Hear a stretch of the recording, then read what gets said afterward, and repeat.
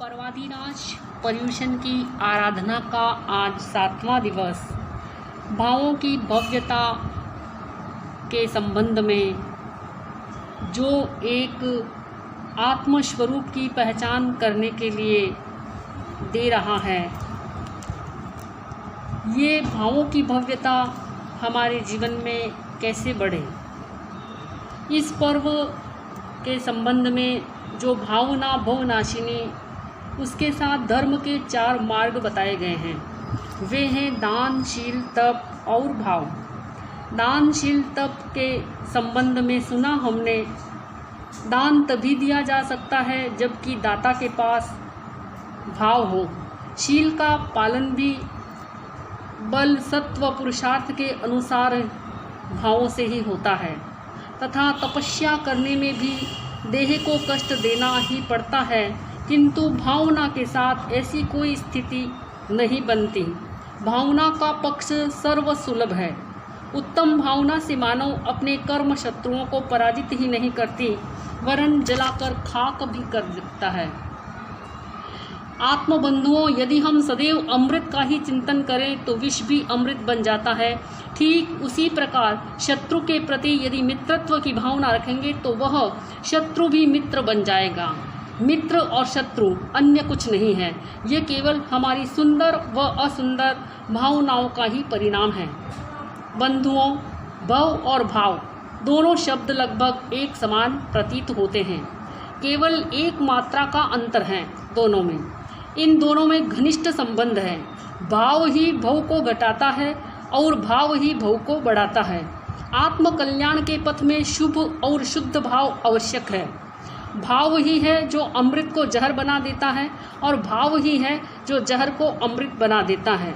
आत्मबंधुओं, इस अवसर्पिणी काल में प्रथम मोक्षगामिनी माता मरु देवी ने गज होदे पर बैठकर मुक्ति पाई थी। वो पाई थी अपने भावों के द्वारा। छूट गया उनके जन्म मरण का चक्र, टूट गए सारे कर्म बंधन। तोड़े कैसे? भावों के उत्कृष्ट रसायन आने से।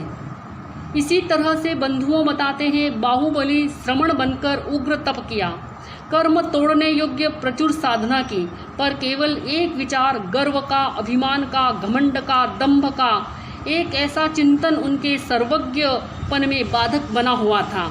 जब गर्व हटा, घमंड घटा और जो एक ऐसा चिंतन आया कि मेरी साध्वी बहनें ठीक ही तो कह रही हैं, मैं गर्व के गज पर ही तो चढ़ा हुआ हूँ, मुझे इस घमंड से नीचे उतरना ही चाहिए और जाऊँ मैं अपने छोटे 98 भाई हैं उनके चरणों में वंदना करूँ।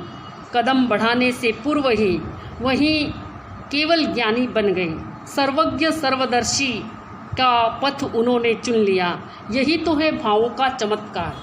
आत्मबंधुओं, शुद्ध भावना ही संसार सागर में नौका है। भगवान ने कहा है, भाव के लोग मंदिर में जाकर मूर्ति को पूजते हैं। कोई पत्थर की मूर्ति को उसे भगवान मानकर पूजता है, तो क्या भगवान उस मूर्ति में है? तो कौन सी मूर्ति में? पत्थर की, सोने की, चांदी की मूर्ति में नहीं बंधुओं।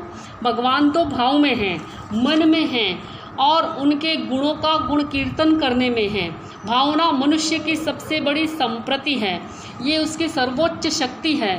भव भय से मुक्त करने का अपार सामर्थ्य होने के कारण भावना मनुष्य की परम हितैषिणी कही जाती है। संसार में कोई भी कार्य भाव के बिना संपन्न नहीं हो पाता। आत्मबंधुओं, भाव अद्भुत शक्तिशाली तत्व है।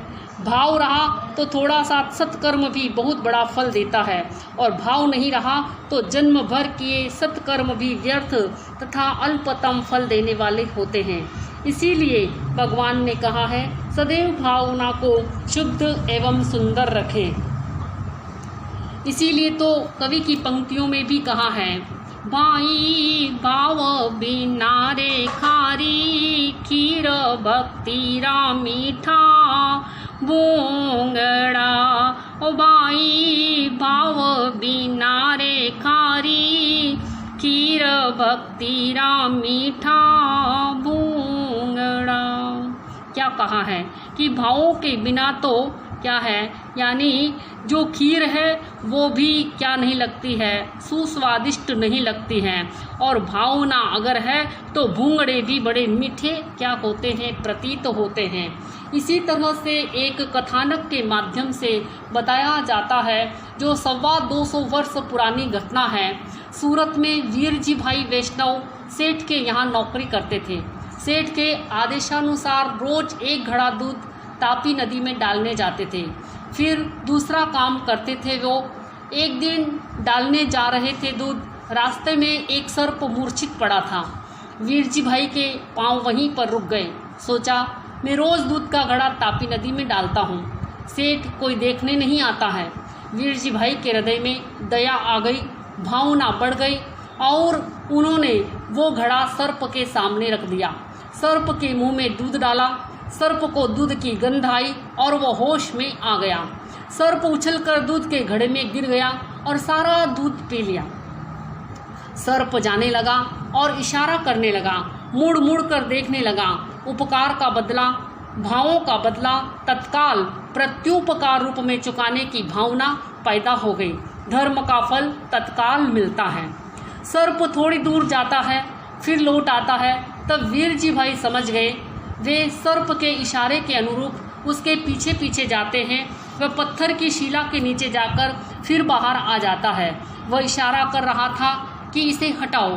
वीरजी भाई ने शिला हटा दी, थोड़ी सी जमीन खोदी, धन के चरु निकल आए। सर्प कहाँ गया पता नहीं लगा।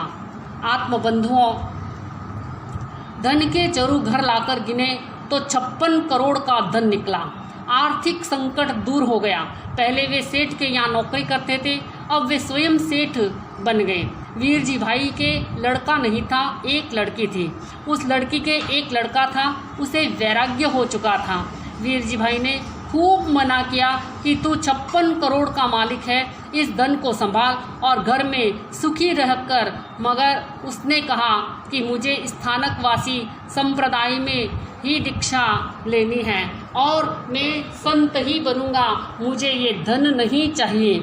आत्मबंधुओं, उस बालक की भावना इतनी बलवती थी कि वो क्या बन गया, संत बन गया।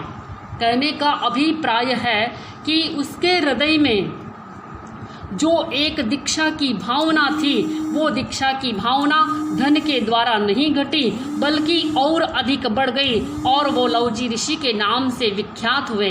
कहने का अभिप्राय यही है आत्मबंधुओं कि हम भी अपने मन के भीतर भावों का उत्कंठता से क्या करें, यानी इस तरह से उस भावना को बढ़ाए। भावना प्रबल बनेगी, भावना उच्च बनेगी, श्रेष्ठ बनेगी तो हमारे जीवन का भी कल्याण होते हुए देर नहीं लगेगी। ओम शांति।